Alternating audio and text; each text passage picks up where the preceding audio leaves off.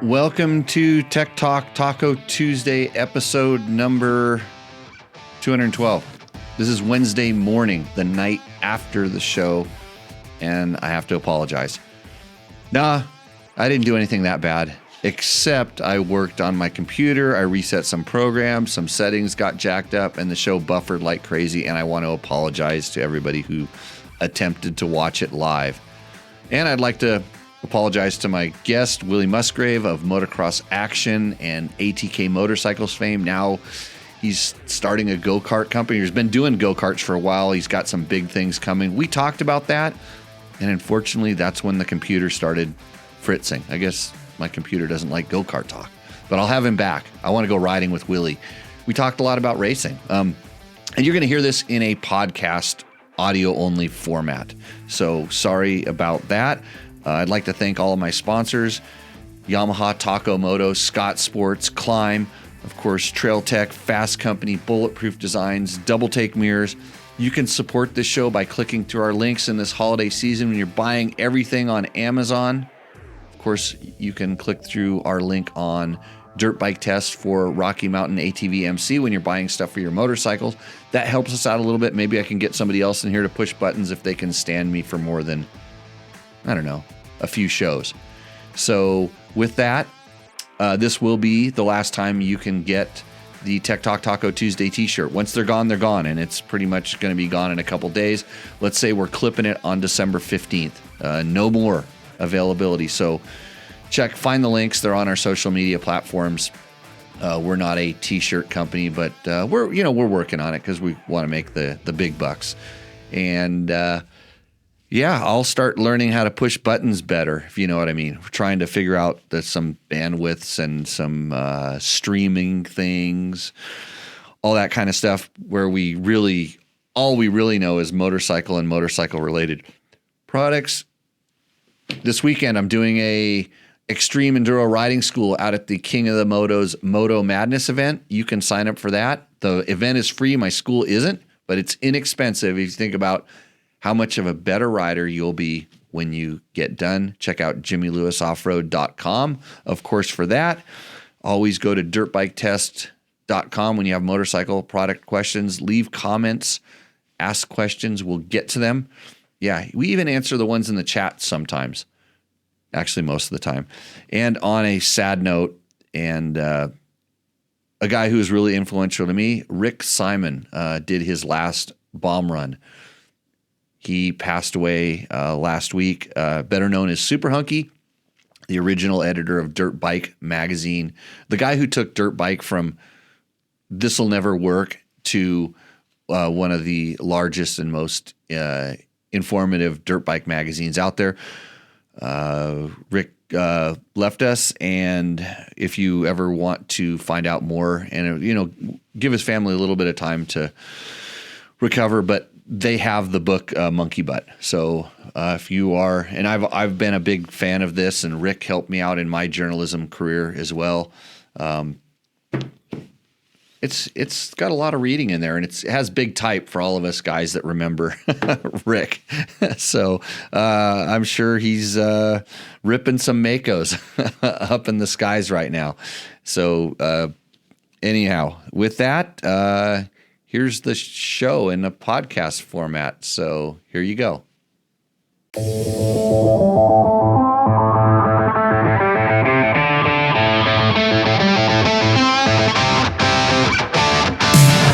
So it wouldn't be Tech Talk Taco Tuesday without the amazing technical difficulties that we go through every time. And for that, this show would not be possible without our sponsors. Again, I'll tell you all the stuff you missed because I couldn't read lips. Show 212, brought to you by Yamaha, Taco Moto.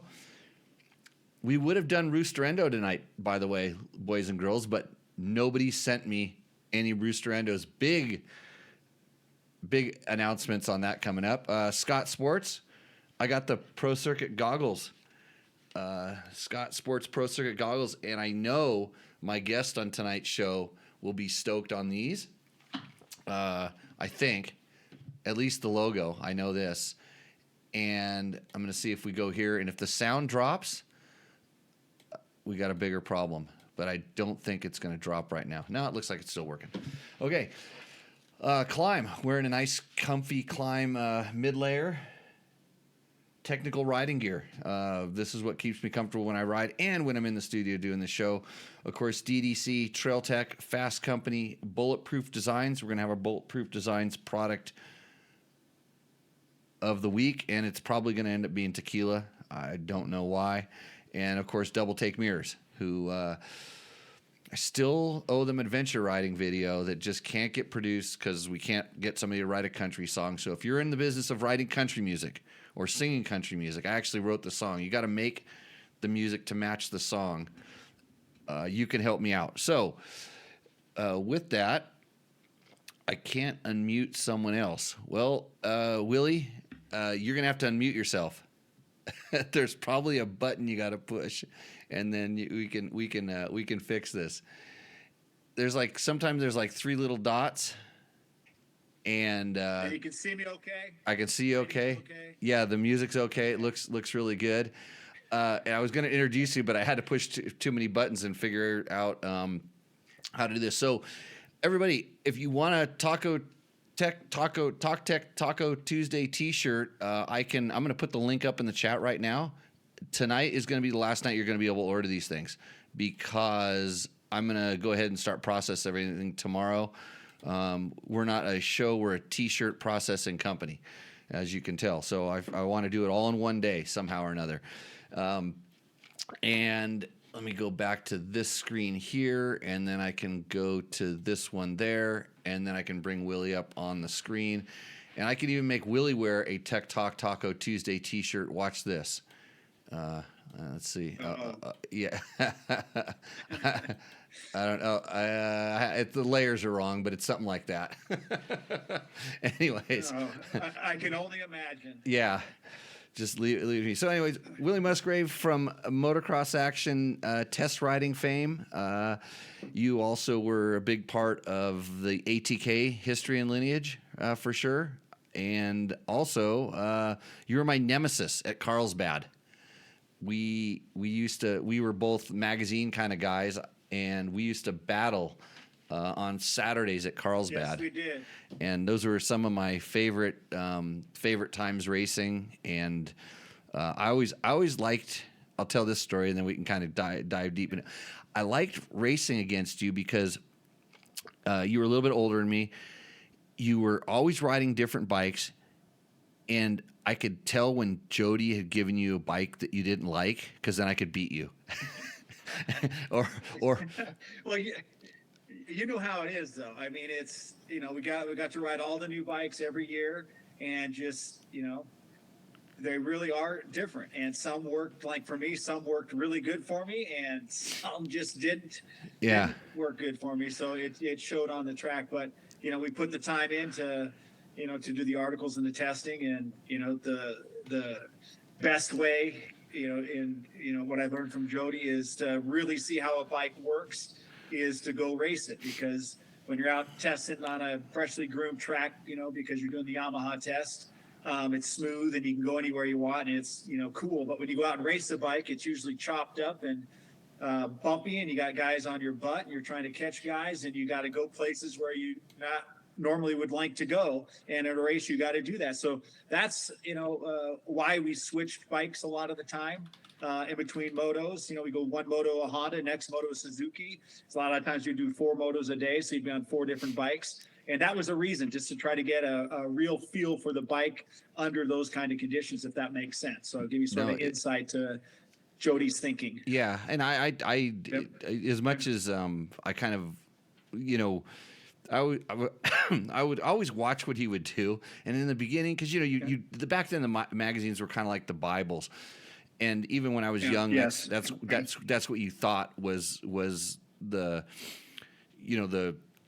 that's where you got all your information from. And then when I actually started really getting involved in, I was doing testing for Dirt Bike magazine, and then I actually did a little bit of stuff for Jody, and Jody wanted to hire me. He actually wanted me to work there, and I told him I could work maybe like 2 days a month.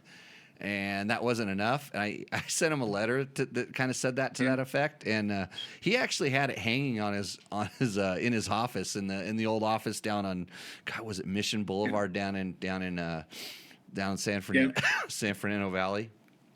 And but so it's funny because I could tell, like, when you guys were always trying different things, you're switching around pipes or messing around with suspension stuff, and it was when you had a bike that you liked, you would just, at Carlsbad, you would just ride just really solid, and you can't, there's kind of like a speed limit at Carlsbad.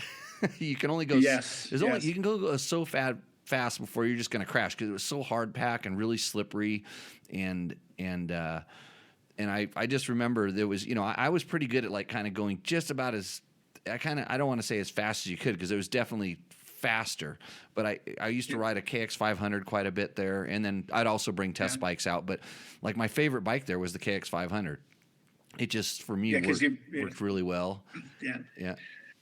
Well, for a guy like me, I moved from Washington State in 1982. I moved down here from Washington State. So back then, the Saddleback Blue Groove, Carlsbad Blue Groove, and I'm used to.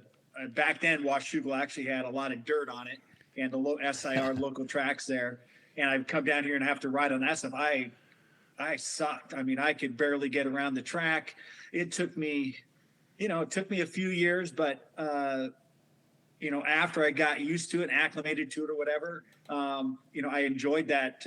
I enjoyed Carlsbad. Saddleback, I only got about 8 or 9 months before it closed down. But Saddleback was, I think, later on in the 80s or the early 90s or whatever, before I can't remember what year it closed down.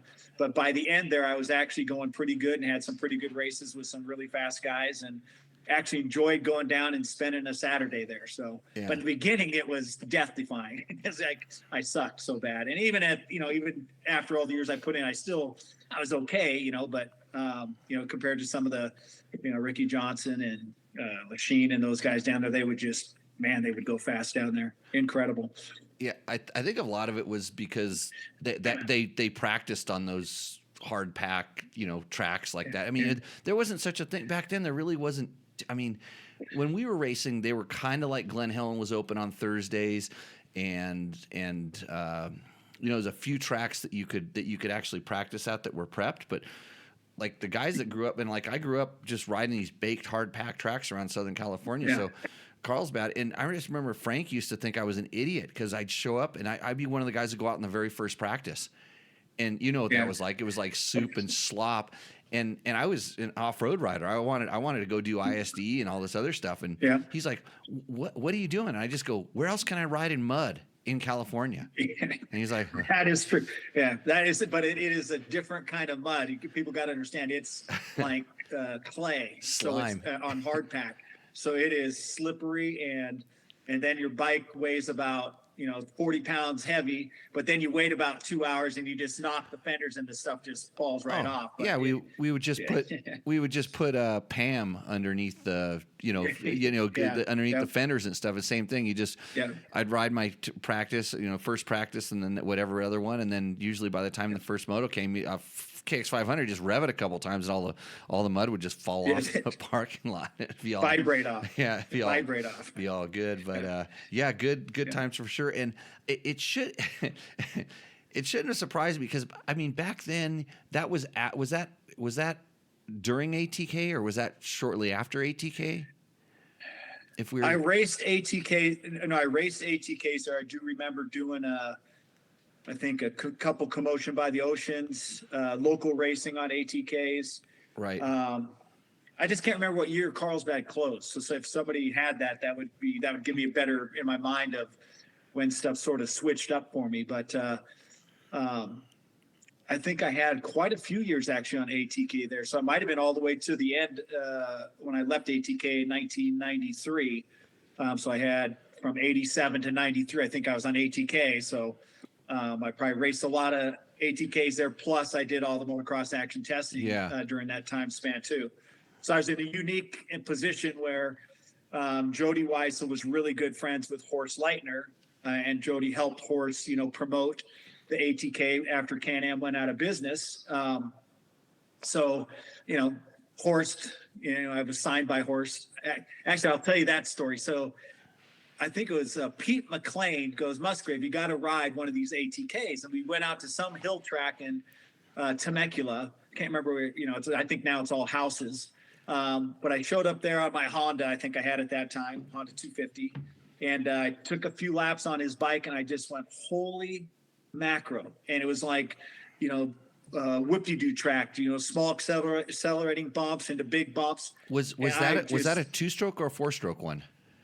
Two-stroke. So first ATK first one I ever rode was an ATK 406. And I went out there and I just go, man, that is, I want to ride these things at the Outdoor Nationals. So I got enough, whatever up to go drive down to Laguna Beach in the little shop that Horst had down there on the Laguna Canyon Highway, and walked into his office and sat down with him. And he knew me from racing at Paris and Carlsbad probably. And yes. I said, hey, I want to race your bikes at all the AMA Outdoor Nationals. And we worked out an agreement. And basically, that was my first factory ride, was with ATK. He paid me a salary. I got bikes and stuff. He brought me in to help do a lot of the development work. And from that, it sort of changed my direction in life, I should say, because I learned a lot from Horst. He was a, you know, entrepreneur, you know, inventor, you know, creator, and, you know, I could see him put this stuff into marketplace. And maybe the timing was pretty good for both of us to meet at that time, because I feel I helped tremendously in the ATK development. Was that the reason you moved down to Southern California? Or you were not at all? You were down here already? Yeah, I'll tell you that story. So I thought I was going to be a football player. So I was through high school and all that stuff. I was pretty good. I think I weighed about 175, 185 pounds. I actually got to where I was really fast in sprinting and stuff. I played middle linebacker on defensive team captain, returned all the punts and kickoffs, and I would rotate out as a fullback. And we made it to the Washington State Championship. I want to say 1981 or something like that. And we're a school outside of Seattle, about an hour. We have to drive down to Seattle, and we play on AstroTurf for the first time. This is 1981 for me. And I probably the first set rotation was of us being on defense. I'm in the middle as a middle linebacker position. The other team was just huge. And when the center and the guard and the tackle went down in their, you know, 3-point stance, I could barely see over him. I could barely see the quarterback standing up back there. I look over, I think I played left side, middle linebacker. I look over at the right side, and I'm like, what are we going to do? We pretty much got our asses kicked. And at that point in time, I realized I'm probably going to be a little bit too small and not going to make it as a football player. So my dad asked me, what would you like to do? And I go, I like to work on motorcycles. So he got me hooked up with Lake Washington Votech for a year, and then Motorcycle Mechanic Institute in Phoenix for a year. And interesting. I think probably, yeah. So that's how I ended up in California. I worked for Mission Viejo, Honda, Kawasaki, BMW. Went through all the Honda Pro schools. Kawasaki had schools at that time. Went through as many as they had, and BMW actually had a couple seminars that I went to. So I could say I was Honda certified. And, you know, Motorcycle Mechanic Institute. So I had a mechanical background. So when I took the job riding for Horst, they didn't really know me like that, but my mechanical background was definitely used throughout the rest of my life from 1987 on, with all the testing and stuff I did for companies. So I got to say I got married young, got a job working at Mission Viejo, Honda, BMW, Kawasaki. So I think I was a commission mechanic for 5 years. And that's how I made a living, you know, race. I think I was junior back then, you know, novice class or whatever. Yeah. Race out at OCR when Mickey Diamond and stuff was out there. I think I turned intermediate at that time by 1983. So I, you know, funded everything myself, you know, was married. I didn't have kids till 1987. My wife helped me out a lot during that time. But just, basically a struggling privateer that got really hooked in to motocross and just wanted to be whatever I could be in motocross. And, spent a lot of time waking up at, 3 a.m. or 4 a.m. and driving from Mission Viejo all the way out to, I think of Villa Verde was one of the tracks out in the hills out there. And I'd be there. And when the sun came up, I'd start doing motos and ride for a couple hours and load everything back up and then drive back to work, back to work by 10 or 11 o'clock and then work till 6 or 7 o'clock at night. So that sort of was my beginning lifestyle in motocross. I tell the story to people now, they just go, man, you're insane. And I just go, no, that's just, I wanted it, So you got a passion. Had a passion, put in the time. And then, had Suzuki support rides through Suzuki Country out in Norco. They helped me out a lot. They helped me go race the Rodale Supercross Series, I think in 1987. They got me a bike and stuff. I think that's the one. That's the one that Jimmy Hawley won, right? No, I beat him. I beat him. That was in '88. I just about won that. My bike actually started to seize with a couple laps to go, and Bo Hogenberg caught me and barely won. I led it for the whole thing. I had it in the bag, and I had to baby the bike. And when I got back to the United States, the ring was completely seized up, and I don't know how it even finished, but some good times back then. So the Saddleback closed in 1984, according to one of our viewers, Raymond, and 94, 84 Saddleback. Oh, Saddleback, yes, Saddleback 84, and Carlsbad 2003. Is what we have according to Ashley. Okay, so I didn't think it went that long. I remember it went way longer than it should have, but it was okay. I don't know when it actually because they kind of stopped racing when I remember when Frank moved REM out to Glen Helen. That was still before because he just what was the name of the crazy guy that ran Carlsbad? Gus. He was always barefoot. He was always walking around barefoot, and when we'd be out there. I know you're talking. I know you're talking about, and it's the name's on the tip of my tongue. Yeah, so we're getting old, so we'll remember that at midnight. We'd be out there testing with Honda or a tire company or something like that, and they'd spill Pentax down because he'd come over and just yell at us for doing something wrong. So go on. So you just said that. So you go out there and test bikes out there at Carlsbad. Yeah. All right. So we would go out and test the bikes there, and then we'd have to do our photos for the bikes. And whether you're doing photos or you're having a guy ride for photos, but trying to get a picture at Carlsbad, like railing a berm or doing something like that, was the most difficult. Thing for me as a guy that was also testing, but also doing the pictures, riding for them and getting the pictures taken of me. Very difficult to get a cool shot, railing some bird with dirt roosting in the back because there's no dirt. It was like riding on cement. Yeah. I actually one of the most famous photos I had shot there was. It was a BMW GS, and it was before I had anything to do with rally or something like that. But we had it out there. We were doing the drag strip testing, so getting all the numbers on the drag strip on the bike. And there was a photographer out there with us, and it was mostly because we were doing some other super high-performance street bike. But then the photographer's there, and I went over, and I was just goofing around this BMW, and those terraces up where people would park up kind of on the hill. I started jumping up those, and I got kind of a bit of air on a BMW GS. And I was just wearing street clothes. I mean, I think I had a riding jacket on, but it's probably just my Levi's and tennis shoes or something. And I just did this photo, and our art director saw it, and they're like, "Oh my God, look at this!" And they're gonna put it in the magazine. And she actually got to the point where she actually selected it and pulled it out and everything. Yeah. Then my boss came in, the editor, and he came in and goes, "What the hell?" He's like, "What are you doing?" Because tennis shoes. You could totally see tennis shoes. So this is before Photoshop or anything. They actually drew boots and they drew stuff on my pants to make it look like I was wearing gear so they could run this photo.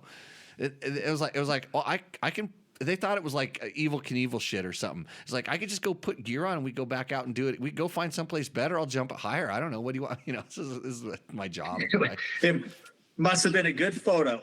That's all I can say. They worked hard. They just hadn't seen anything else like that, and it was like, okay, let's run this. But Carlsbad. Those were good times. Good. Yeah. So I like ATKs too, Willie. I'm gonna hold up a picture here. I don't know. You're gonna get to see it on the little screen, or if you have the big screen up and running, check that out. That's kind of like ATK Glory Days there. That is, I can't. It's blurry on my screen here, but who's riding that? That's me. Oh, okay. No, that's badass. That's. Let's see here. There we go. I'll put it up on a bigger one for everybody to see. And we can say they couldn't do Photoshop back then, so that is really Jimmy Ride back then. That's good. I was probably about 160 pounds wet, on that, and that's a 60. That was a 604, correct? Yep, 60. You got it. Yep. Yeah, 604. So yeah, my interesting, and that was that also had the countershaft disc, I think, on that one. Or yeah, I can go back because I don't see a rear disc brake rotor on it at the time. Nope, we had. I'll go into some little. Let's talk about ATK for a minute, if you guys want to listen. Let me just. So here's how I met Horst. Is I was testing for Dirt Bike Magazine, and he showed up at LA County with this crazy thing that he wanted to put on the swing arm, and so it was called the Chain Torque Eliminator, and it basically ran the chain into a parallelogram and all these things. And I remember we were there doing like a 250 comparison or something, LA County Raceway, which gets a little bit choppy, but not too bad. But it always got those kickers on the lip of the jump. Yes. Yep. And so Horst came out there and put it on there, and a couple of the other guys rode it, and they just like, this is so stupid. This is dumb. This is stupid. And like this, I went and rode it, and I'm like, hey, I can hold the gas on over these kickers, and when I go around the turn, like I said, I was a lighter rider, so it really made a big difference to me. And I was telling Horst this because he didn't really tell us what it did, or at least he didn't tell me. He might have told the editor or something like that. And which was, I don't know, Tim Tulson, Joe Kosh, who I don't remember who it was at the time. And so Horst's like, hey, what do you think? And I told him all these things. And it's funny because you could tell that he goes, okay, this kid can feel stuff, and he understood. So after that, I always had a really good relationship with him. Even when he had some cockamamie idea or something like that. Or I'd run into him out at he'd come out with the wrecking crew. He was one of those guys, and he'd always ask me because I'd be riding something weird. And he's like, it's like the point where it's almost like, what's wrong with you? Because there's Hondas and Yamahas and Suzukis, and you're on a KTM, and because he had had some development with these guys. But that was my meeting Horst story. Was he had this crazy thing, and I actually didn't just go, oh, it's just weird. I said, I want to try it, and it worked. I come, again, meeting him and being as close as I worked with him for so many years, the engineering, whatever he taught me, because I wasn't an engineer, I never went to school for engineering, but the stuff that he taught me and how to look at things, I sort of became a self-taught engineer in being able to manufacture and do a lot of different products. When I went in there and sat down with Horst, to get to ask to if I could ride for him, he goes, he talks in very, like a word and then doesn't put a bunch of words in, then goes to the next word. So, it was like, Musgrave, I like you ride good. You hit you do the jump and land like within an inch of the same spot every time. And everyone else is short or too far. Yes, I want you to ride for, ATK back in the day. But, I never spent a lot of time on ATK. So I remember I get my first bikes and, I'm going out and practicing, doing what I do. And, I think I broke a chassis within like 2 weeks, like right above where the shock was at on the left side. And I'm like, that ain't good. And then the countershaft disc brake, I had issues with it in the beginning because are you a brake dragger? Not anymore. that bike taught you not to drag the brake. Yeah. But I got to tell you, over the next couple years, C&J down in Fallbrook built all our chassis. Yep. And they're famous for flat track chassis and stuff like that. So I remember spending about 6 months of my life, working with Jeff down there and Chris, who was the welder, and from gusseting to heat treating, different heat, taking a chassis and annealing it, heat treating it over a course of a year, let's say. I basically got a chassis where it would last me easily over a year, and for the normal guy, it would probably last them a couple years if they kept the bike that long. So that improvement, then the brake, issues that we had over the years, that took a few years, but Mike Doherty was hired by ATK also as an engineer. And he came in and, he was a real engineer. And I also learned a ton from him on, how to make molds and, brake rotor material, brake pad material. So he really took the countershaft brake system, and at least on our factory bikes, and I think we offered it as an accessory. If you bought that kit, we literally didn't have any rear brake problems. I think Doherty was ahead of his time. We had basically ceramic pistons in the caliper. We had a thicker rotor that was machined out so it cooled itself. A brake pad material that really that came off of like a dump truck, humongous dump truck. I remember getting the brake pads in, we cut them up, and that's what our factory race bikes would get.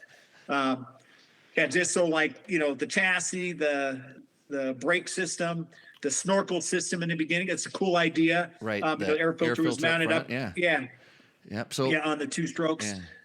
It was so who else? Who's riding those also? Zitterkoff?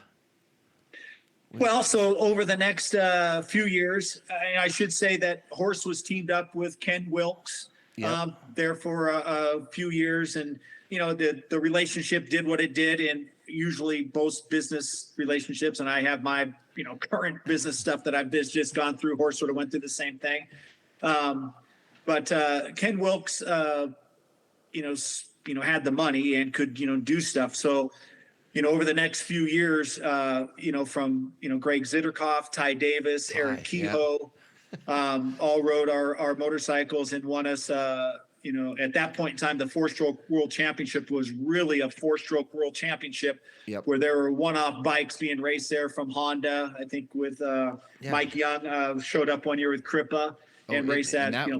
That went way back. I mean, they had those bikes that RJ would ride, and yes, RJ even rode a Yamaha one, the ProTech one, and so pretty cool. I mean, so it had So it had a different meaning back then than that sort of fizzled out because everything became four strokes. But back then it was, to win that race was pretty huge, and to get riders like I just mentioned to show up and ride our bikes, it was cool. A lot of those guys I brought on and worked with them, to ride our bikes. It was I can remember the first times going out with Ty or Kehoe or even Zitterkoff, them, me sitting back and then watching them have to get used to the bike. It wasn't probably the weirdest bike I ever rode was BMW made a 450. And I rode that too. Okay, that was so that motor spun backwards. The counter shaft was on the swing arm pivot, and the clutch was on the crankshaft. And I was actually racing for BMW in the rallies when that bike kind of went through the idea farm. It's like, hey, we're going to build dirt bikes. And I know the engineer that pretty much was responsible for all the designs on that. And he was very much like Horst and just like, hey, I think outside the box and just kind of change everything around. And man, that bike did some stuff really good, but it did some stuff really different. So it just go ahead. Yeah, I forgot one rider that we had there, Brian Manley. So Brian Manley was also very fast at that time. And I remember, we had, our suspension issues. We were using white power suspension back in the day before it is what it is now. Yep. He brought out Paul Feed. And I remember we spent a couple days out there and we got Brian comfortable on the bike and he hauled the mail. I mean, all of them did. We all, Ty won the Chilean 250 Supercross championship on an ATK. He did. He beat Kelly Andrus down there. Yeah, I was down there. I was racing a 125. I was the 125 champion that year on a KTM. You are the man. So I went down there also. Roland, I can't remember his last name. Rolando Gutierrez. Yeah, he brought us down there. Right. Yes, he brought us down there. So I went after Ty Davis did, and I remember pulling the whole shot in the first moto. I'm doing the first turn. I'm getting ready to turn the first turn. I got, just clobbered. I don't know if it was on purpose or whatever, but taken out of the race, and pretty much the weekend there, right in the because the start of the Rolando first wanted motor. to be the ATK importer, right? He did. Yeah. Yeah, with good, nice guy. I still actually talk to him every now and then. And he Yeah. took me from Chile into Argentina. So I got to see the countries down there. When you it's pretty fun. raced the race, was it in the bicycle velodrome? Was it? I did that. I did that in Austria. Okay. Oh, because I went and raced that hard cross. hard cross in Austria. Mike Byer used to. Right. I think he went there and was the man there. I went. Horst Leitner's brother. I'm sorry, I forget his name. Awesome guy. He brought me and Harry over there. Harry Leitner, Horst's son, and we got to race I think it was in Austria, and I think I broke 7 wheels in before the racing even got started. And they go, Musgrave, we have no more wheels. Just go slower. Don't jump. So I had it was what it was. I think we're on Kajivas, and we had the wrong tires, and yeah, it was a good experience. So I went there. I went to Austria, Germany, Italy, Yugoslavia, Russia. So it was a very good trip for me to do stuff. All the garden spots. Yes. Yeah, that was. I got to do some of those doing things. Hey, here's the goggles. I don't know if you can see these. These are Scott's Pro Circuit limited edition goggles with the Pro Circuit logo on the strap. So if you're looking for some of these, go to Scott Sports, because you were always a Pro Circuit guy. I was. I just talked to Mitch yesterday. Yeah. I do go-kart stuff now, and he is helping us do all our pipes. I bring in Yamaha engines, and we mount them on a chassis that we build in Riverside, California.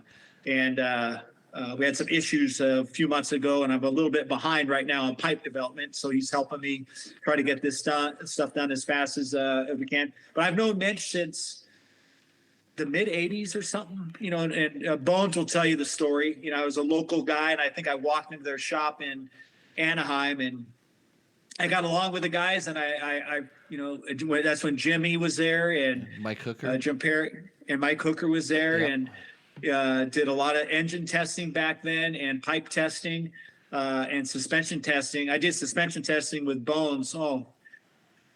I want to say into the mid 2000s. I was older, but we'd go out and, we wouldn't show up at Glen Helen until noon, until the track was already thrashed, and then we'd stay till the sun was down. So we were definitely not the new crop of motocross guys that would show up at the Glen Helen at 8 and, be home by noon. Yeah, out of there. The track got too rough. Yeah, we were the opposite of that. That is brutal tracks that he would take us up to in Asperia. I don't know if you ever got to riding that stuff up there. Holy the stuff in Honda Valley, right? Oh my God. Yeah. Some whooped out and gnarly ass tracks that you could die on, but it was good suspension testing. So I know some guys, loved the stuff and some guys didn't. I had my part in that stuff. Like yourself, you probably got to ride a lot of factory bikes. Yep. Like works bikes. So me too. Some of the best and some of the worst bikes ever. Yes, I've gotten to rid price like the Carmichael's, McGrath's, a huge list of bikes. So what was I don't know if you know. What was your favorite? Okay, I want to roll back to Bones in a minute too. So let's roll back to Bones and we'll start talking about factory bikes. That's a really good road to go down. Yeah. So Bones is one of the few suspension tuners that I can just his base settings are kind of right along the lines of where I would like my bike to be. Like, he knew he'd seen me ride, he knew where I was at and stuff. He kind of knew I was an off-road guy, which I think kind of fit into it because he was off-road. He was off-road, if you know him. Yeah. You know what I'm saying? And so he did a lot of stuff, but I would always have him do motocross stuff because it's just a Pro Circuit name was a lot more synonymous with motocross, but. Yeah. He could just because he doesn't go crazy with anything. He just kind of fixes the stock stuff where maybe a lot of people would think it was lacking, and wasn't trying to redefine the bike. But the one time I said, "Hey Bones, I want to do an RMX 250," and that was the Suzuki off-road bike, and I'm going to go do the National Hare and Hounds on it. And he was like, "Oh yeah," and like it went from just do the suspension to like.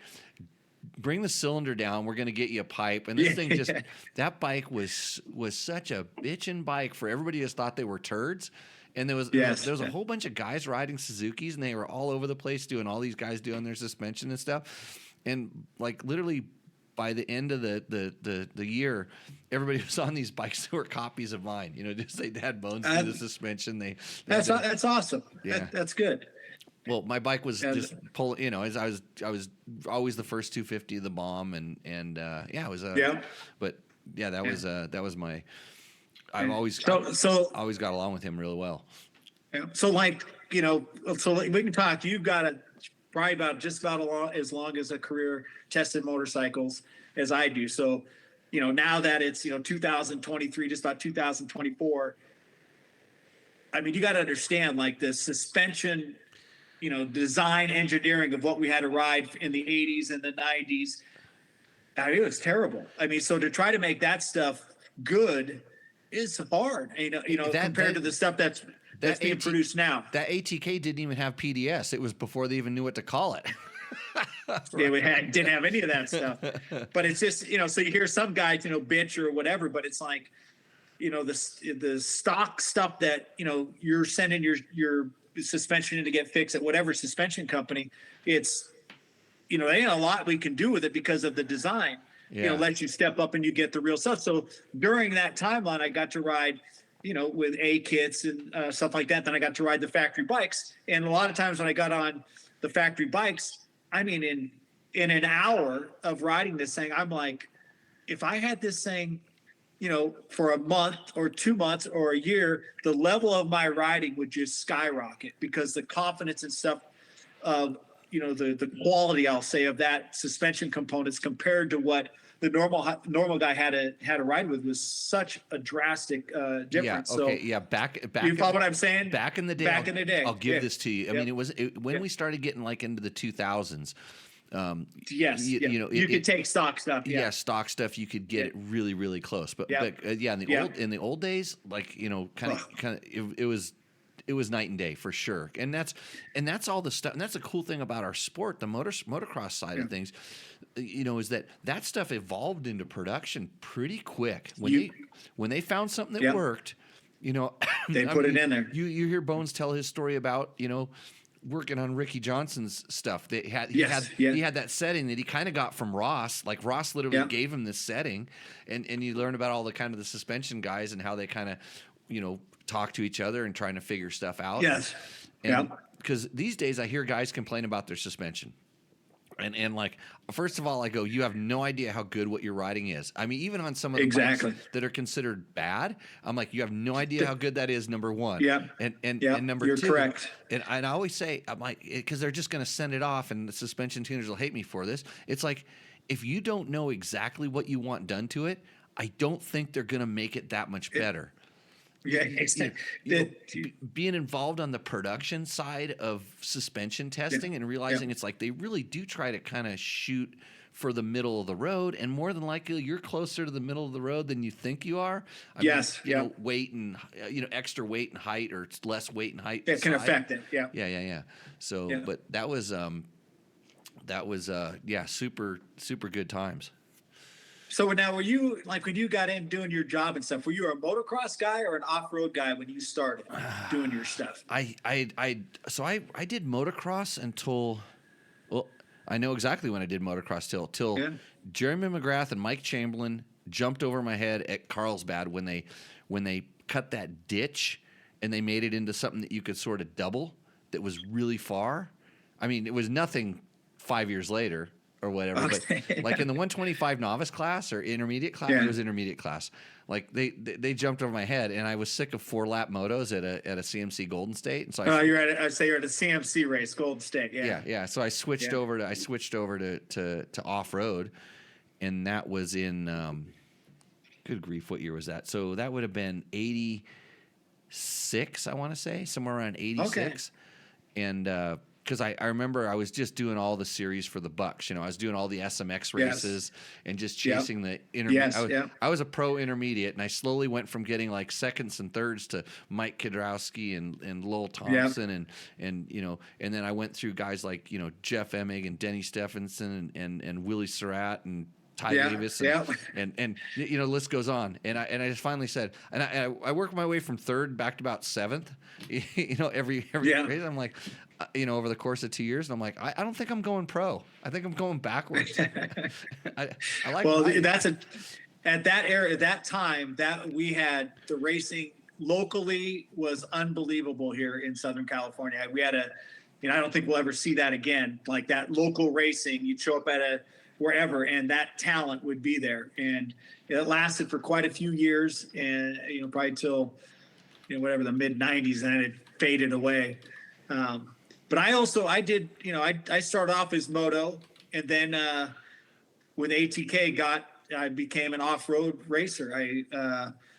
I remember they go, Musgrave, you got to do the Barsoda Vegas race, man. It is awesome. It's going to be so much fun. And I'm like, okay. I had no clue.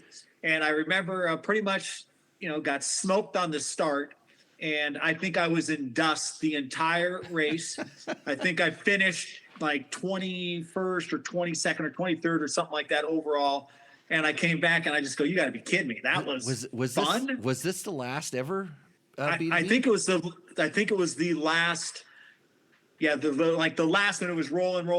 It was the last year of that. And I think they tried to bring it back a couple years later. I didn't do that, but it was like the last year of the real race. Vegas. They had like a tribute race that was still around Lucerne Valley and stuff. It wasn't it wasn't the point. Yeah.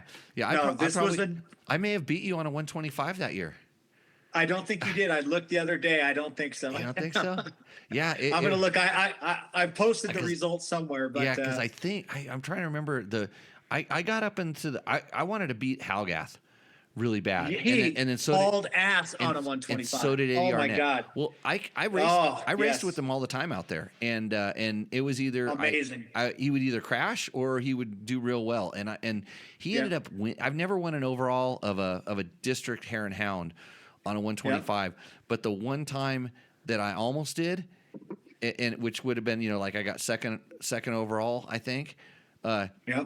He beat me on a 125.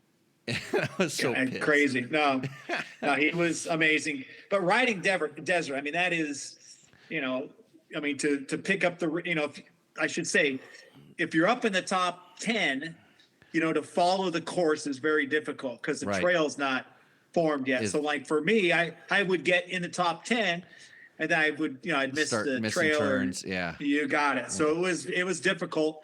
So I went, I did all I think Casey Folks Best in the Desert stuff. Desert races. Yep. I did that. A few of the District 36 or whatever they had out here. Then ATK had me do a lot of the AMA hare scrambles. So I got to travel around. You had Ron Naylor. And John Martin, who was AMA hare scrambles champion. So, well, because he was on Can-Am. Well, when Can-Am went out of business, he's the one that approached Horse. He showed up at I think Horse's shop in Laguna and says, "Hey, Can-Am's out of business. Can you build us a motorcycle? I can get you the engines, or you can get the engines, and let's give the Can-Am dealers across the country another product to sell." So that's how ATK really got formed. And I want to say Don Lieb and Jack Roten went out and pre-sold a couple thousand ATK motorcycles, and that's what got the ball rolling for 1987 production. And then they had all these motorcycles sold. I think I just had made that agreement with Horse to do the nationals, and they couldn't build the motorcycles. I think it took them, a week or whatever to build a motorcycle. And I remember Horst or Ken asking me, "Hey, we need help. We need to build these motorcycles, and it's taking too long." So I remember going up to City of Commerce where ATK moved up to, and it was a big building. We, I think between all of us, they started in Laguna Beach. Yes. Yep. And then moved up to Commerce.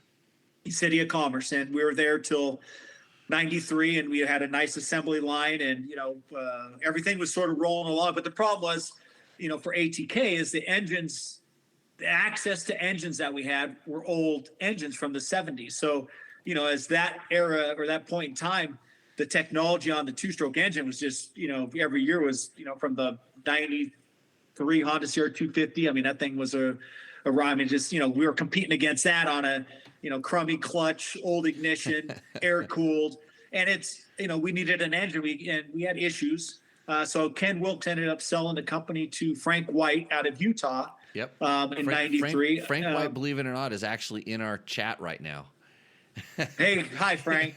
No. It's funny because we had a show not too long ago where we did the best of show, and we did the worst of, and I think I couldn't really pin it down, but I think I picked the ATK 700 two-stroke.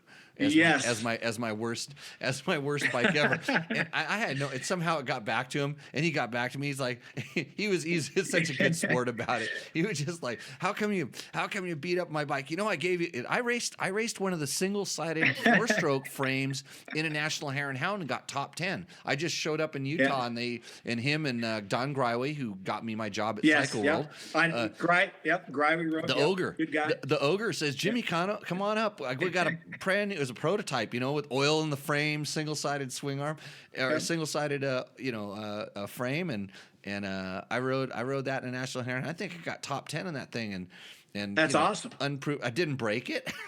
Which is no, that's good. But, I've been talking with Frank. We're doing some stuff with ATK, or sort of. You could see some stuff coming from us here in the future. So cool. He's a good guy. The other bike may have been the Cannondale, which is something else he purchased. He tried. I was the only That's guy, a tough one. I was one of the only guys that could get those Cannondales to work really well. Because I played around with I remapped the ignitions and the fueling with the little palm. You plug the Palm Pilot into it. And then I know how to torque bolts, so I could get the chassis actually pretty decent. They made a lot. I'm just gonna say, at the speed you went, that probably would work. At the speed we went, we had issues with the thing. Yeah. I don't think we finished a lap on every, and we had the whole Cannondale crew out there with us for racing. It would, oh my God, it would go pop. And we couldn't start it again. Well, you needed the Jimmy Lewis map. It got really popular on the internets back then, which is a whole different thing. But we couldn't slow ourselves down to that speed, Jimmy. Just kidding. I'm messing with you. No, I know. Hey, well, Dirt Rider. I wasn't a Dirt Rider at the time. Don't blame me for this. Yep. They called it the bike of the year. I know. At Cycle World. Ken Font. I spent a lot of time getting it. We said, hey, this bike has some potential, and there's some forward thinking in this engine design. All this stuff. Look at the Yamaha. Look at the current Yamaha, and don't tell me that they never saw and never even thought about a Cannondale at all. I mean, they didn't want to make a Cannondale. They said, some good ideas there. Maybe we can use some of this stuff. Well, same thing. I can tell you about, like, the Cannondale. The problem there is, so you're doing a project like that. I'm just going to say the group of people that you pick to do a project like that are key. And the problem is Cannondale's already spent, I don't know, X amount of money on this project. So the bosses up above are pushing, hey, you guys got to finish this thing up, but your development's not done. So to me, they're probably 2 years too early on the release of that motorcycle. So you take something like Yamaha, they didn't just release that, the first YZ400. They spent, you can go talk to Dubach. Spent years developing that thing. I just had Mike Ulrich on, and that's how he got his job as a test rider. Starting that. And then there's a system. So you're looking at the Japanese who've been really dominating the sport until KTM recently. But I can go into that whole story too. But the Japanese, they don't forget what they were doing in the 60s and the 70s and the 80s and the 90s. All that knowledge is used to help them develop a product, and that's why it's so good, and that's why a bike is $10,000 or $13,000. But it's what you're getting for that amount is crazy. Off the charts. Yeah, crazy. But Cannondale, go back to that point in time, they don't have that experience. They don't have 30 years of developing motocross bikes to know how to make a swing arm not break, or the steering head angles and all that stuff to work. And so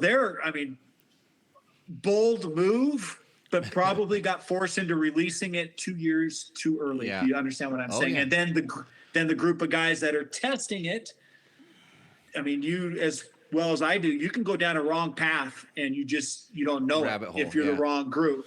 So like, I just remember Horse, when I was, working for Motocross Action, and even Ken Wilkes, yeah, go ride all that stuff. So when you come back and ride our stuff, you have an idea of what everybody else is doing. So like that Cannondale group, should have had every other bike or a couple people that had the jobs that I did riding all this other stuff, come back and be a test rider, go, you guys you're off. You're going down a path that this thing ain't going to work. Or and having it, like say having that experience, that range, and all the different bikes, and like whether it's the history you have is in whether this is going to be difficult to manufacture, this is going to be really rough to work on if you ever had to work on it. There's so many things, and you can have a revolutionary idea that may be so much better on one front, but on the other front it's a different thing. And speaking, go ahead. Yeah, speaking of that rabbit hole, like that's one of the times I do a lot of product testing off the side from not editorial, and I get called in when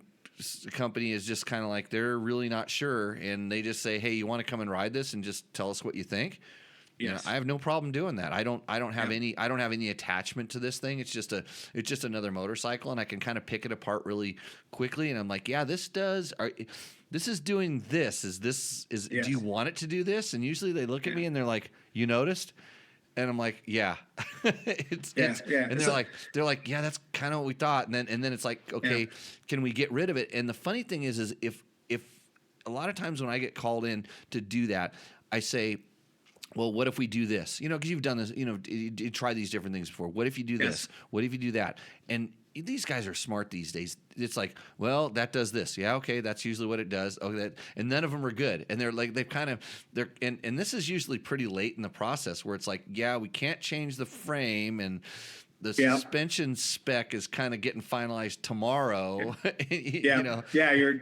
You're forced to release that product again, and before it's time. You just like what you've done.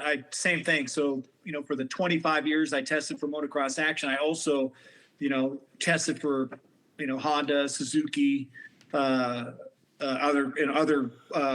companies, R&D with Dean, testing products. The same thing. Just because my ass was on the seat of so many different products that I could fairly quickly get on a bike and just you're off compared to this, which is very successful. So and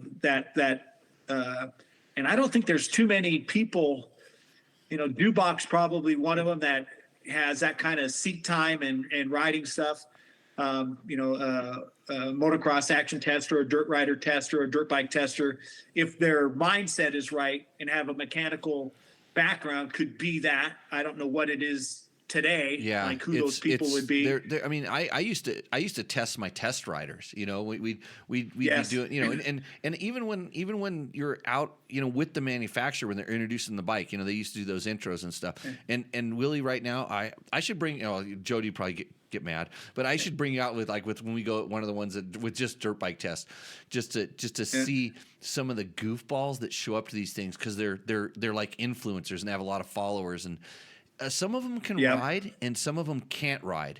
And the ones that can't ride are really scary because they just don't have that experience, but they want to be part of that thing. So I've never seen guys like walk around at the intro and like start really trying to listen to what you're saying, what I'm saying, what someone else that they know who the people that know are, or they're asking questions that are like, it's like, that's for you to find out. You don't ask me what I think about this, because that's your job.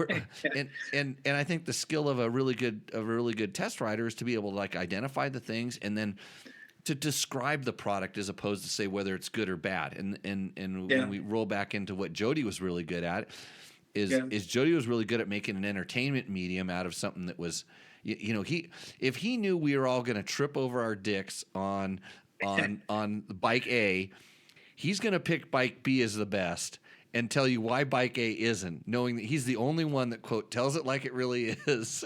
And then then he's going to run it down to pro circuit and they're going to fix it. And the next month you're going to see how to fix the damn thing. Well, I mean, I could come back and say, though, we never would pick best bike or, evaluate a bike on like a lot of people don't know, but like whatever we're testing, let's say it's Yamaha, Suzuki, Kawasaki, KTM, whatever. Yeah. They go out and they rent us a track, they groom it, water it. It's beautiful. You go out there and you ride the bike, and this is at the intro. Yeah, this is at the intro. So you're riding the brand new bikes for that year, and most people don't understand this. So you go out and ride on this track.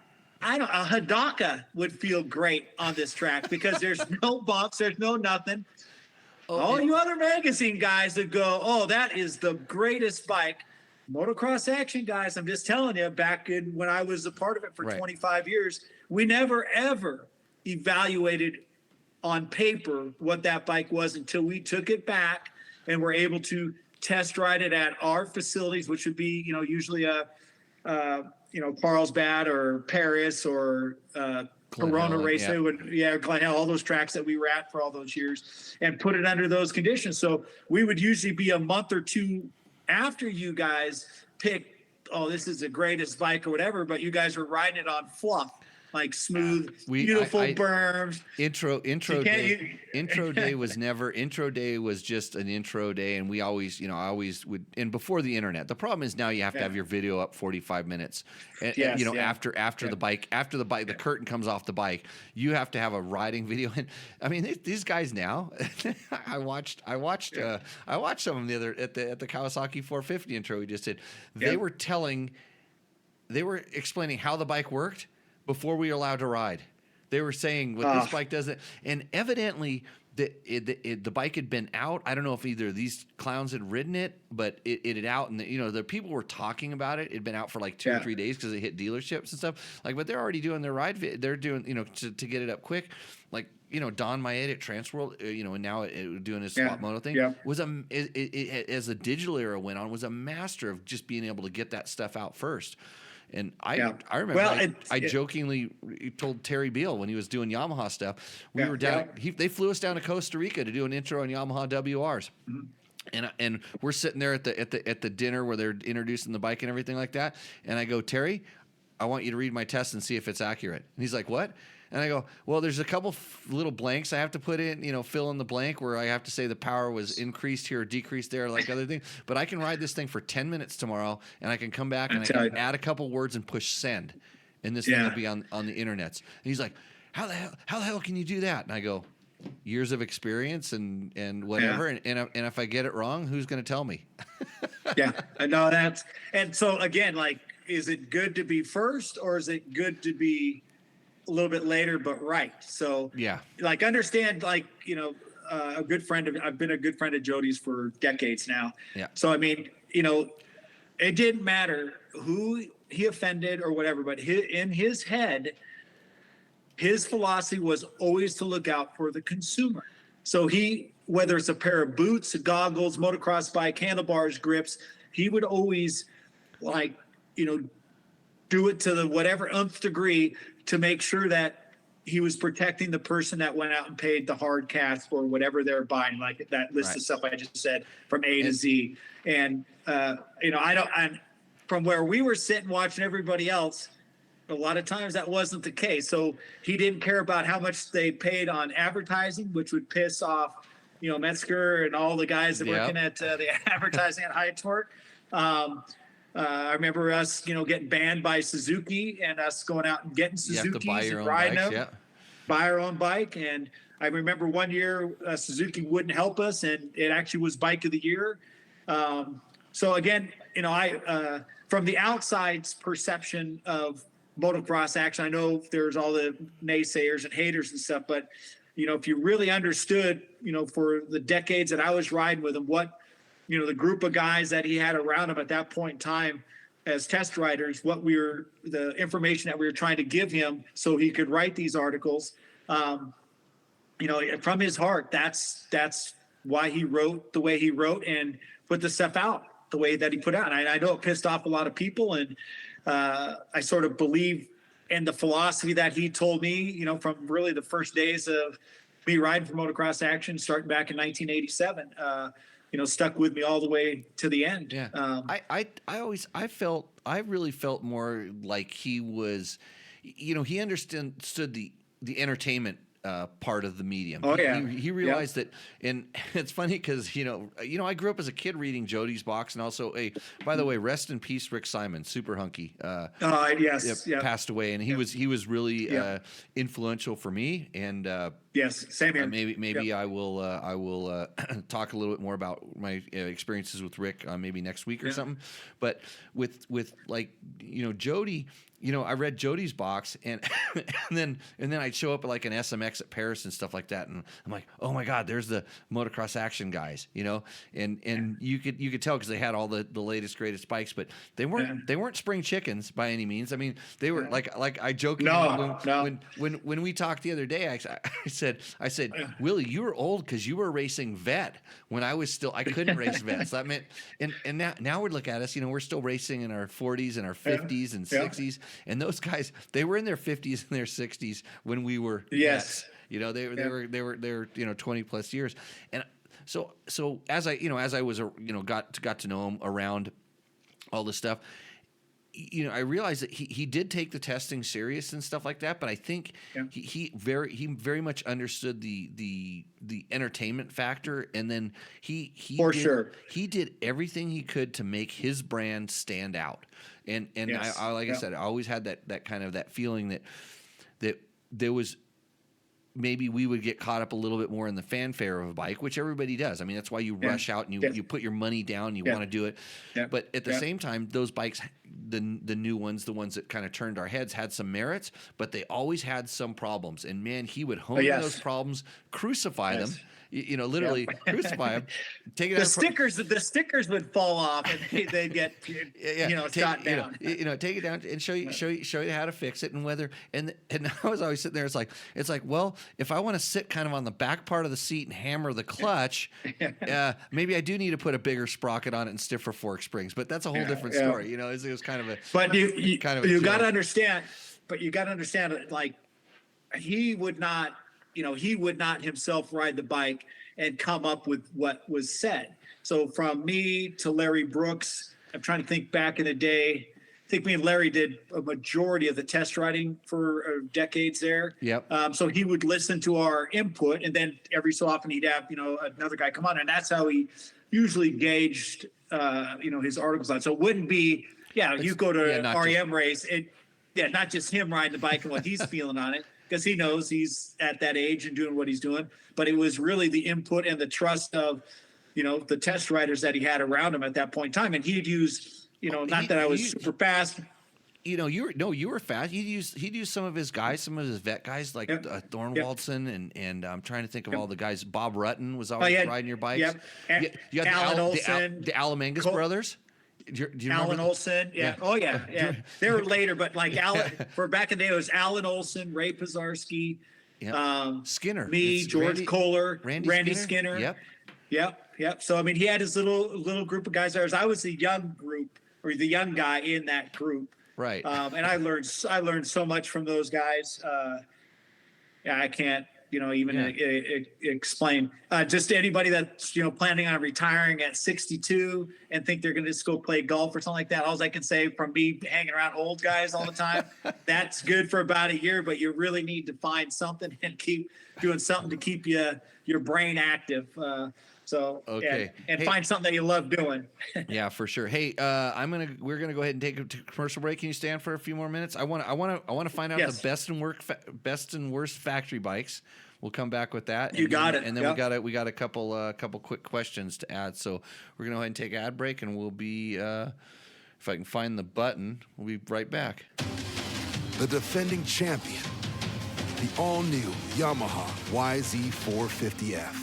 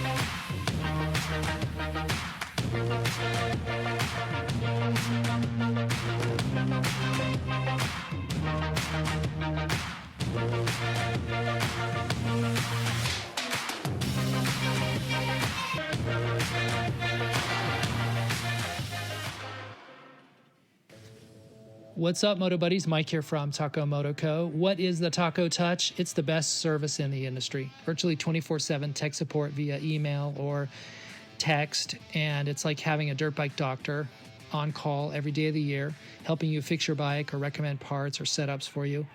If you've ever received an order from us, you'll know that the Taco Touch extends to our fulfillment, and our orders come with the coolest stickers that you've ever had, buying parts from anybody before, and a handful of root beer barrel candies. All of our Taco Moto Co. branded components come with a no questions asked lifetime warranty, and we'll even extend out the warranty of other manufacturers, OEM, and aftermarket parts where we can, sometimes for life. We test and tune endlessly and exhaustively and obsessively. We're trying to destroy everything that we can before you get your hands on it to look for weaknesses and to improve it, or to make recommendations to the manufacturer. And if it's something that doesn't meet grade, then we don't offer it on the store. Everything that we carry is something that we have personally used, tested, and ridden, and raced, and knows meets the high Taco Touch demanding standard. Go out and get some adventure.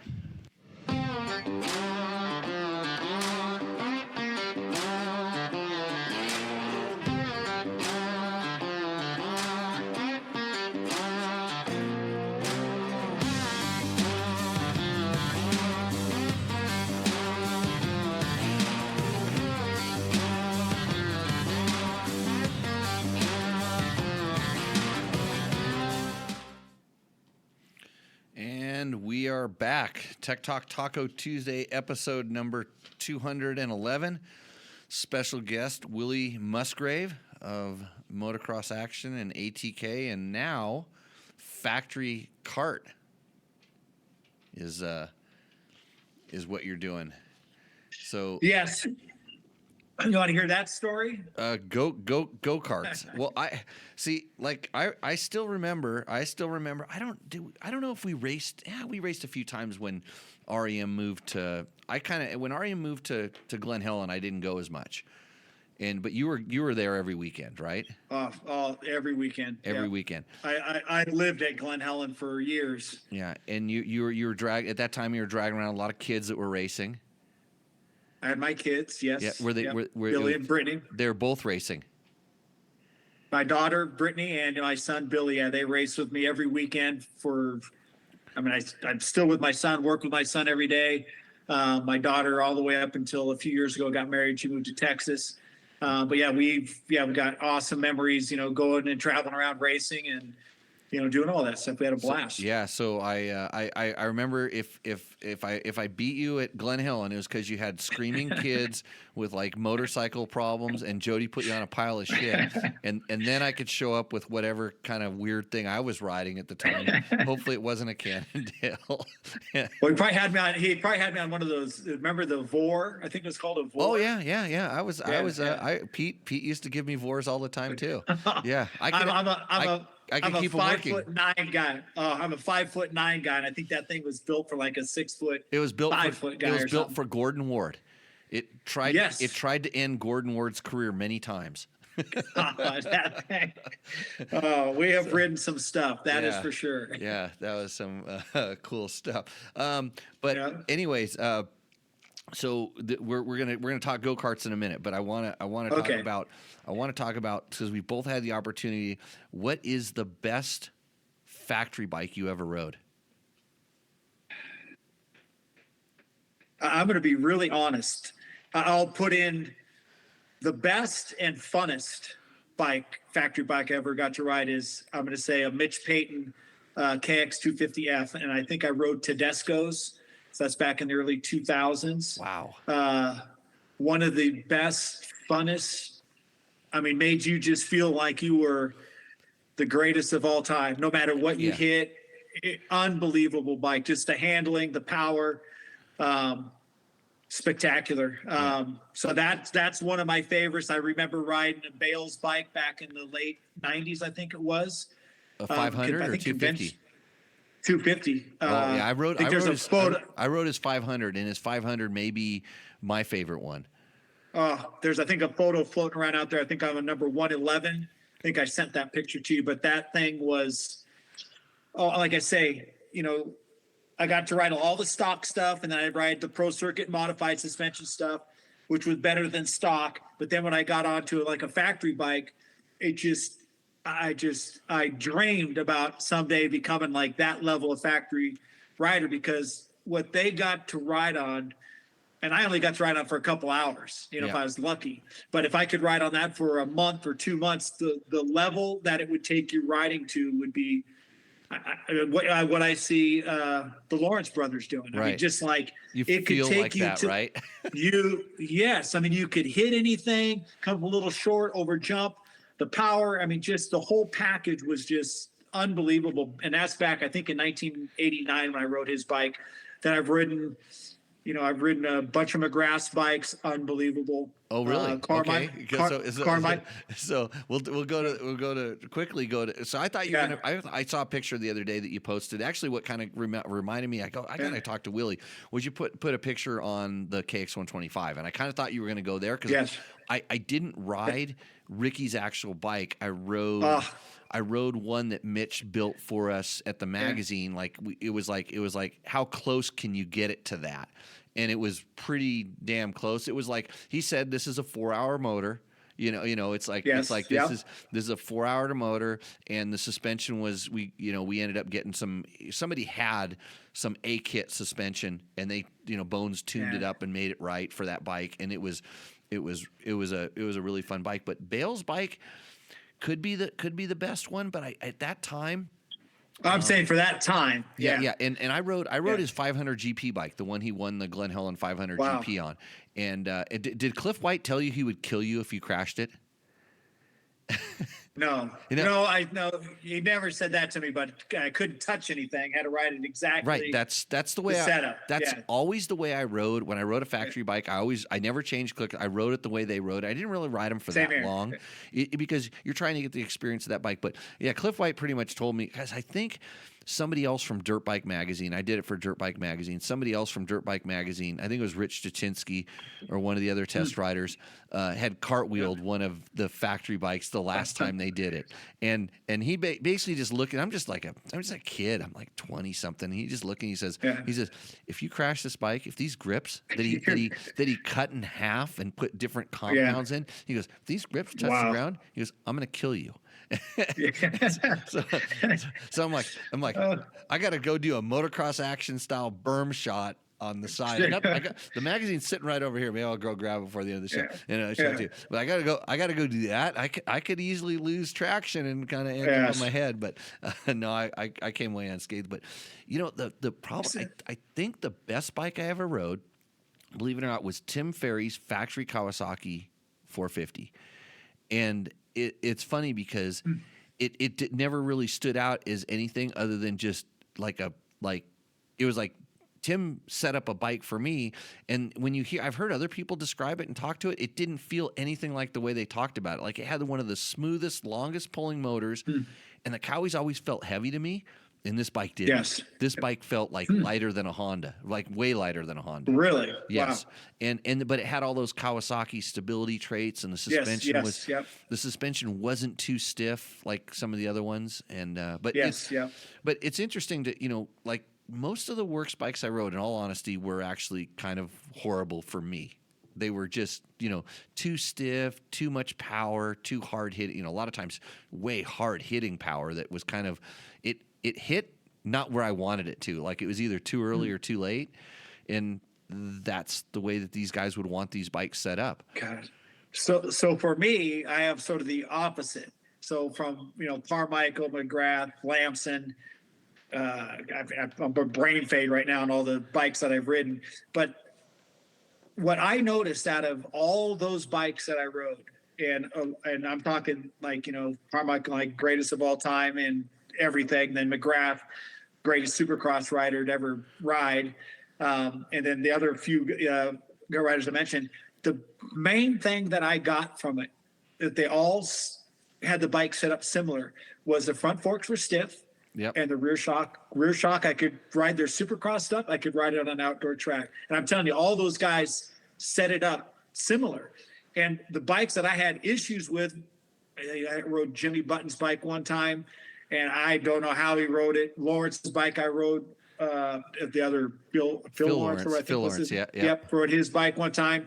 I don't know how that would be half their problem was the rear end's too stiff, way too much on the front end. All the fast guys, and it was from 2-stroke to 4-stroke was the same thing. The front was stiff, the rear was supple enough to where it could accelerate through the bumps, and just do the stuff you needed to do. So as you watch those guys ride, it's wide open all the way to the last second, brake like a motherfucker. Yeah. And so all the weight's coming to the front, and then they're freaking back on the gas. I've rode Villapato's bike, same. I should probably write it down. Yeah, high in the front, low in the rear. Yes, kind of feeling. And then they were in it. There was a whole area where they were like sweeping the bars back and cutting the subframes and making everything lower. Yes, so that unicycling it through the turn, if that makes sense to you. So, so how I would say it is, the faster these guys were, the fast guy. I rode Chad Reed's bike one time too, same way.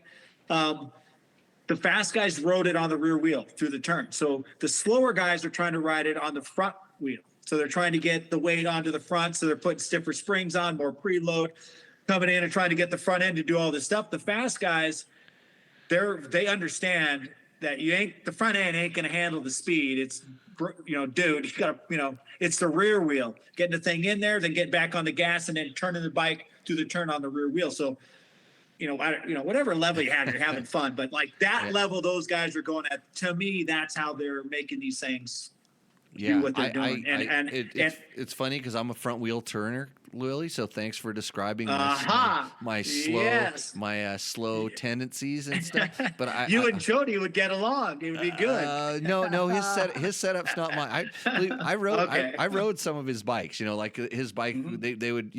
They would. I couldn't. No, because they were for me. To me, they felt high in the front too. Actually, believe it or not.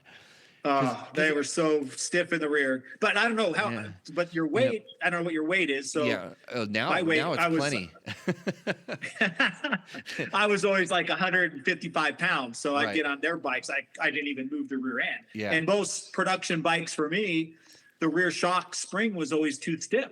Right. So I could go test, with whoever it was, the Japanese and KTM, and like, guys, if you have a next softer spring, put that in there, and then it changes the whole bike for me. So I was that guy, but I could communicate that to, the mechanic, whoever was representing the brand at that time, and get me sort of going in the right direction and feel happy. So otherwise, I'd have no preload on the spring. You know what I'm saying? I'd back it all the way off. Yeah, and then it's not working right. Yeah. Yeah. Not working right. So worst factory bike.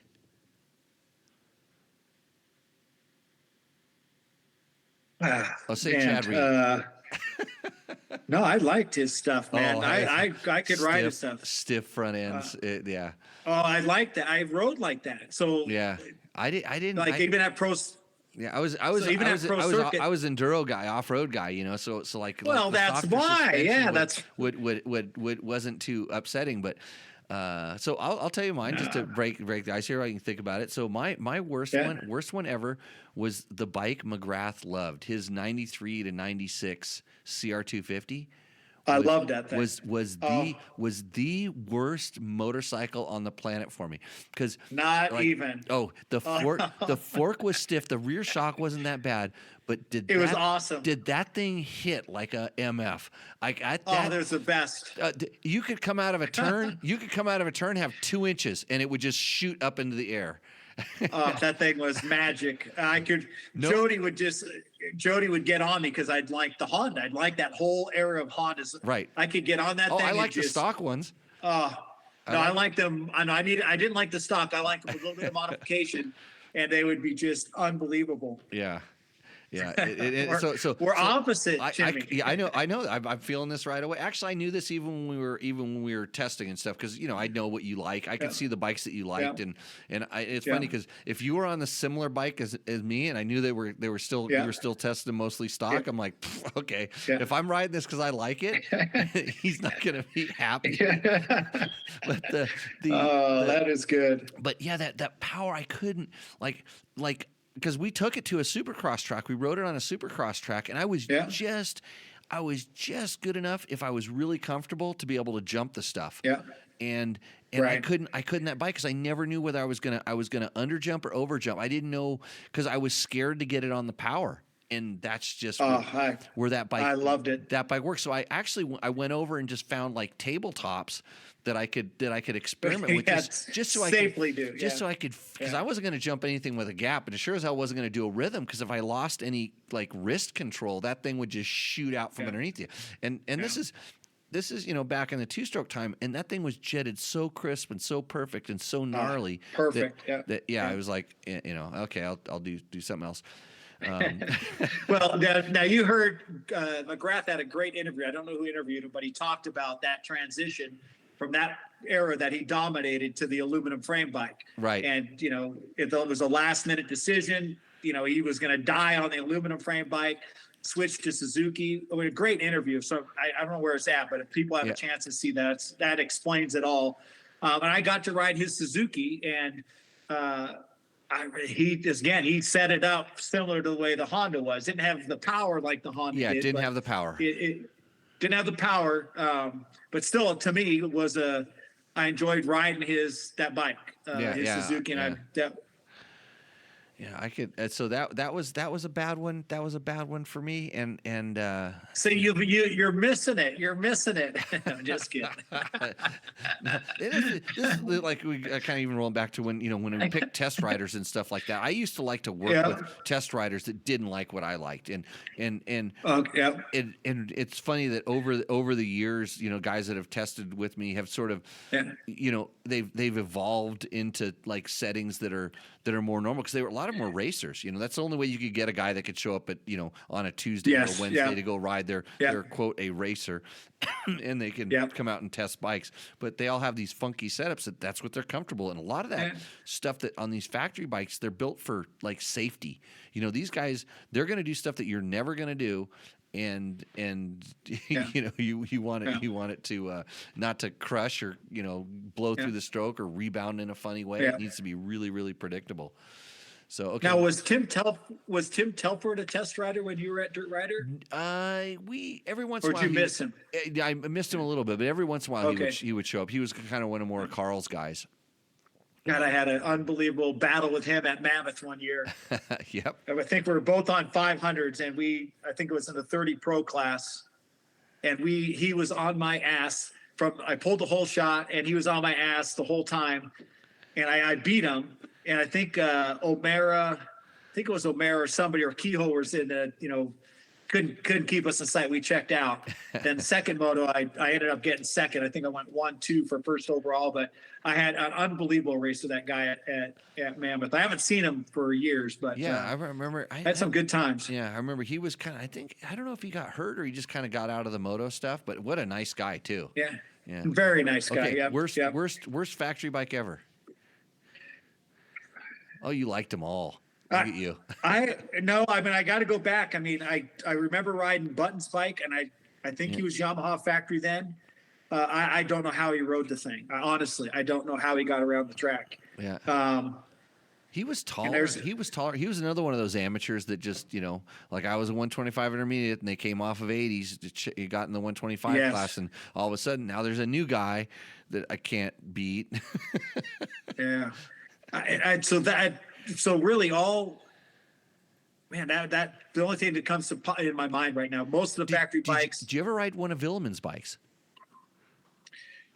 You had to have hated it if you rode it. Because he had kind of soft. He was soft suspension guy and smooth power, too. Lots of I don't know if lots of over rev. I like soft suspension and lots of over rev on the two strokes. Yeah, no, I get that. I don't remember if I did or not. And I've ridden again, Jimmy. I mean, over the 25 years I've forgotten more stuff more than you did. Yeah. I wish, the pictures and stuff like that. Like back when we were riding and stuff, we didn't have the cameras and videos and stuff like that. So all you have to do is go shoot, spend 20 minutes shooting photos, and then you could go ride, and you don't have to stop and do a video and do video clips around this section of the track and that section of the track. It's different. Talk to your Instagram followers live. Yeah, exactly. The intro. It's But a like different all world. like all the races I did, I used to race 50 times a year. And at those races, I'd usually race, usually 2 classes, sometimes 3. Yep. I did that for 25 years. And, from SRA Grand Prix, I remember going to those and I'd ride the 125, 250, and 500 class on the same time, sometimes back to back. Yep. I did a lot of that. I did some of the works races when they were around. I wish I could have done more of those. I enjoyed those, but I didn't have the time to go do that stuff. But I spent a lot of time at the track, racing, and then during the week testing motorcycles. And then my career has been, working with, Horst Leitners, Tom Whites, Mitch Paytons, Yep. Larry Pops, some really cool people that were, for us mainstay people in the industry Yeah. during our heyday, if you want to call it that. And now we're in the go-kart world. It's crazy. So that I'll take it from here. So I've always wanted to do. Oh, hey, what are you drinking there, man? Oh yeah, well this is hold on. You gotta pump that up. This is a small section. If you're not familiar with the show, I'm not. So sorry. So this is Tech Talk Taco Tuesday. Sometimes there's an extra tea in there for tequila. And I like that. So tonight I have this Dos Artes Blanco, which is a gift from a friend. This is a very nice Blanco. So I just poured myself just a little teeny tiny whiskey in there. So yeah, that is cool. Okay, so I'll tell you. I gotta tell you. I'm going to change it up for just a sec. Okay. So 1986, I win the Mexican Supercross Championship. I was 125 champion, and I missed the first round of the 250, so I ended up second at 250. They had a trophy presentation at this. I don't remember the name of the restaurant. It was in between Ensenada and wherever the Dune races, Canamar, whatever that place was. Yeah, so there's I know which place it is. It's the restaurant on the cliffs. So you're like in a restaurant that's just overlooking the ocean. And these, they do all the trophies and all that stuff. And they said, man, somehow I got in a tequila drinking contest with some 100-year-old Mexican. I don't think he was about 5 foot tall. I woke up the next day on the other side of the border. I was so whatever that stuff, message you up poison wise. Yep. I was in front of somebody's house. I tried to drive home. I literally couldn't drive. I drove on the freeway for about one exit, then pulled off on the exit, and I couldn't move. I literally was passed out in my truck. Yeah. Okay. So there's no such thing as a tequila drinking contest. I lost. That's a bad. Yeah. I mean, for me, when I was younger, tequila meant like boxing gloves or naked, one of the two. No. And neither of those are good. Yeah. So no. I've learned through some friends, about some really good sipping tequila. So you're on it. Very good. I've learned my lessons from my younger youth. But right. I'll back to go-karting. Go-karting. So I've always wanted to go-kart. Like I always wanted to try a shifter kart. And, from the 80s to the 90s, there's nowhere to buy a go-kart. There's no shops. There's none of this stuff. Internet sort of pops up, hard in the 2000s. I remember 2007 or 8. I think we went down to Adams go-kart track. There was 5 of us, my kid, a couple of my employees at MTA. And we go down there, we drive the beat up rental cars, and we have a blast. We all go, dude, let's go buy shifter carts. So we went back, we all Googled, go-kart shops. We pulled up the whatever go-kart places there were in Southern California. There was 4 of them that I found. First one I went to wouldn't sell me a shifter cart. They said, oh no, it's too hard. I didn't tell them who I was or nothing. I want a shifter cart. No, you got to start out in like a KA 100, like Yamaha 100 from the 70s. Nah, I don't want to go there. Went to the next shop, same story. They would sell me a shifter cart. Then I went to Nash Motorsports, whatever is in Ontario, next to Pete Bartrano's shop back in Ontario. And same thing. He goes, no, you got to start out in a 100. I'm like, no. I had the last shop on my list, which out in Anaheim. I go, is it even worth it? Screw it. Drove out there, and it's Tom Kutcher, who runs SCUSA, which is Supercarts USA, and he's a shifter cart guy. So if I wouldn't have drove there, I would have never bought a shifter cart, and then I wouldn't be where I'm at right now. So in 2008, I say we all got shifter carts. We all showed up at Adams. All of us found them. You know, my 5 friends of us, we all sucked so bad. I mean, terrible, but we had so much fun, and it was like a new, you know, I was older. I was in my 40s, and just like, holy crap, this is the shit.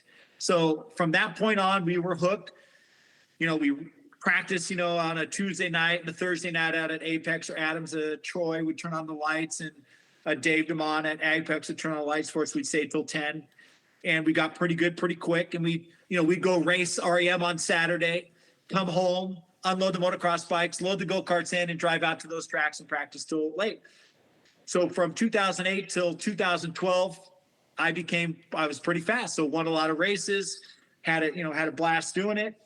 2012, we decide, me and Billy, to go do the SCUSA Supernats, which is in Las Vegas, and it's the biggest go-kart race in the world. And we're literally pitting out of our pickup truck. We're, you know, parked about a mile away from everything. Everybody's in all their semi trucks and, you know, pony carts, CRG, Burrell, and Billy wins the race.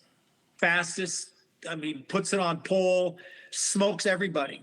So that was November 2012. So, And you know, is this age group? Is it age group or is no, it, hell no. No, there is no everybody. Dude, there is no beginner, novice, intermediate, pro. It's like pro. You go in there, and Billy no one knew who the hell we were, had no freaking clue. Billy wins his first Supernats at, I can't remember how old he was at that time, 19 or something like that, 20 or whatever. And on the drive home, so we're driving home Monday morning, and our phone just is exploding. And I had been selling go-kart parts through MTA. So I had radiator kits and Honda engine kits. You know, I built up the Honda engine kits that they sold from HPD. And literally by the time we got back home, you know, the 4-hour drive, I look at him, I go, he wanted to go to college. I'm like, you can go to college or, you know, and work for somebody, or I'll help you start a company. So we created MRC, and we opened that up in January of 2013. So now we're a go-kart company, and we're importing chassis and all that stuff. And out of nowhere, the progression from like, okay, we're just out riding around having fun, to buying a go-kart to national champion is how long? 4 years. 4 years. And Billy sort of was not very good at it in the beginning. I would smoke his ass. Billy, if you're listening. But all of a sudden he just figured it out. I mean, like a second a lot faster than my whole group and everybody else. This is motocross. Really? That's You're claiming motocross. Claiming motocross. Again, the amount of times we raced. So your thinking pattern. So I'll put it. Let me do this little segment here. So, like in moto, we can go and race, you know, every weekend or twice a weekend, and you know, over a 2-year time span, we can put in hundreds and hundreds of races, and that's teaching you how and what to think about the week before, the night before the race, when you're on this racecraft, when you're on the starting line, how and when to pass, you know, risk to reward, all that stuff. So Billy started racing when he was 4 years old, and he raced with me every weekend from 4 years old all the way till he's 20 years old. So we get into karting, and his skill set compared to the normal karter who races 8 times a year and he practices the day before, that, you know, they're calling themselves racers. And there's the guys that, you know, do it like we do at moto, but very far and few between. So you don't hook up with those guys until you go to like the Supernats. So all of that experience that Billy has from moto helped him accelerate his career in karting like you can't even believe. His starting techniques, and the karting industry is now sort of caught up to what, you know, he created in the karting world as far as starts. But he could come from 7th place on the grid. We start F1 style. So shifter kart style starts just like an F1 car, standing start. He could come from 7th place and pass everybody before you're coming out of turn 1. And people would just be like, freak the freaked the fuck out. Like, how in the hell? So that skill set from moto into karting helped him excel into karting. So again, we go from 2013. By 2016, we're the most powerful, the biggest shifter kart team probably in the United States. We're selling more chassis than probably just about any dealer in the United States. We're pushing about 200 chassis a year. And then that chassis brand imploded. They had a fight with their warehouse in Wisconsin. They're manufactured in Italy. They get in a big fight. Boom, gone. So we're like, oh, wow, that's interesting. So we pick up another brand for 2017. Great guys. Rob Soros out of Sonoma, California, Luminos. But we couldn't get chassis. We go from 150 plus chassis a year to 25 chassis. And our company, went from a couple $100,000 a year up to, millions of dollars of business in a year to now we can't get chassis and we're flatlining. So we go, guys, you got to give us chassis because our program is, based off the chassis sales. Hey, well, you did something like this at ATK, no? I'm going to tell you, gets right to the same point. Okay. So we go from 2017 to 2019 not being able to get chassis. So I sit down with my kid. It's like, the Italians are, I'm sorry, they're messed up. Their whole program is messed up. That's why they can make 5, right? 5 for their drivers, 5 perfect, but the rest of us get junk, and it's clapped out. So in 2019, we come up with a plan to manufacture our own chassis out of our facility in Riverside, California. So bender I got from Doug Dubach, which is the bender I used, or I actually got for him when I set up his company in the back of MTA back in the early 2000s. So I helped Dubach Doug racing the pipes. Yeah. So I'm the one who designed his extrusions, his caps, and, did all the prototyping and stuff. I'd show up at 3 a.m. at MTA, do all his prototyping. He'd come in, take it out the track, come back and go, need more bottom or mid. We do the modifications. And then MTA would give him purchase orders for all the pipes. So he had a pretty easy way to get into business. And our relation is sort of based off of that. But anyway, we come up with this plan to build go-karts, and we started and built our first chassis in January 2020, and then COVID hits. And I had a program set up with KTM to buy engines from, and COVID, because of this, the supply chain couldn't produce for 2020, couldn't supply for 2021, couldn't supply for 2022. They wouldn't commit to 2023, so I called Yamaha and worked out a program with them. And that's what we're currently using right now. So our plan that Yamaha Blue Crew, sponsor of Tech Talk Taco Tuesday. See, when you want the fastest kart motors, you want the same motors that are in your bike. So you're using YZ65, YZ85, YZ125, my favorite motocross bike. That's the only Willie, the only motocross bike I own right now is a YZ125. Yeah. And you have a YZ250 shifter kart? Yep. So we do those 4 engine brands sizes right now. It's the first, like I say, we're 3 years behind on our business plan, but at least I have all the stuff there. We're working really hard to get caught up on all the pipes because all the pipes are different than the motocross pipes, just so the fitment and the power band. We run from 8,000 RPM up to about 13,000 RPM, and motos like from 2,000 RPM to 8,000 RPM. So our, you got to adjust. Way different. So we're working with Mitch at Pro Circuit and Art at RLV up in Santa Maria right now, real hard to try to get this stuff done so we can sell go-karts. But that's sort of what, and we did moto and karting probably till about 2015. And then the karting thing just went 24/7. It just, the customers and the direction that we were headed consumed all of our time. And, I did this for my son because I looked at like motocross guys. I looked at, of course the superstars are making millions, but then there's that group of guys that, make a couple $100,000 a year for a few years and then, it ends. And I didn't want my kid to be like that. And then they become riding school coaches. That you got it.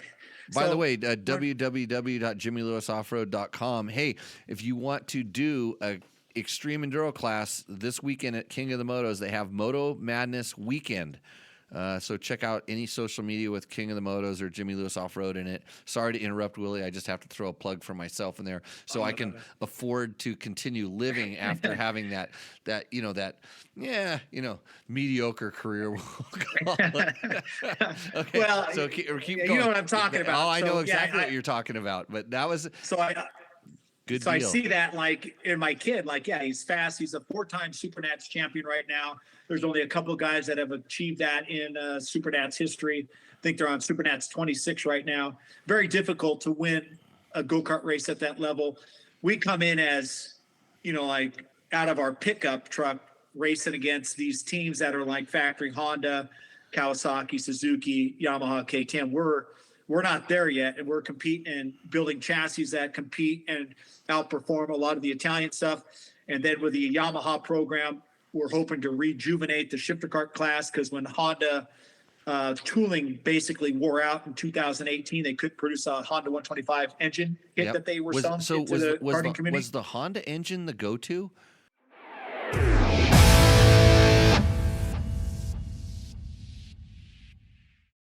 If you liked what you saw in this video, come check us out over at dirtbiketest.com on the webs. We have bike tests, product tests, a lot of fresh dirt, and you can even support us by clicking through our links. Hopefully, we'll see you out in the trail. The defending champion, the all-new Yamaha YZ450F.